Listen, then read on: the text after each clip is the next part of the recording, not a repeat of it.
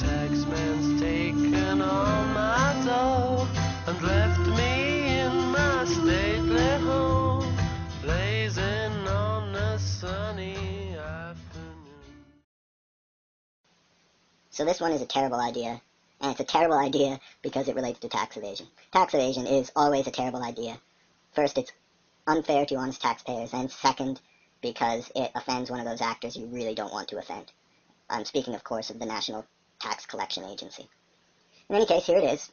I've heard of and seen with mine own eyes some pretty odd party themes. I'm thinking that someone might someday host a tax receipt exchange party. The idea is that you bring your own booze, as well as any tax receipts you have that constitute deductible expenses for which you've already claimed your quota.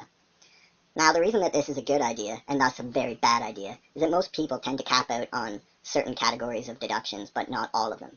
So in these cases, people can bring their receipts and trade. What's the point of having perfectly good receipts that you can't even use? Now, initially I'd been thinking of an online exchange for tax receipts, but then I quickly realized that most people would be far too terrified to frequent any exchange platform that would allow for their being personally identified. A party, on the other hand, perhaps a masquerade, would be the perfect solution. Now, I'm not here speaking of a party among friends. No, this is more of a party advertised on the low-low, at which you are most unlikely to run into anyone you know.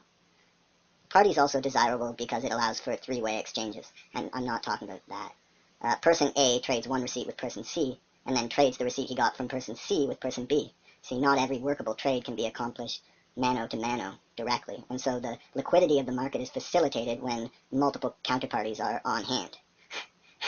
You could even get out name tags that include, among other things, the types of receipts you brought to trade. Okay, I would never do this, and I would never advise this. None of these schemes interest me as a matter of practice. Where these sorts of schemes are concerned, my amusement is truly confined to the theoretical.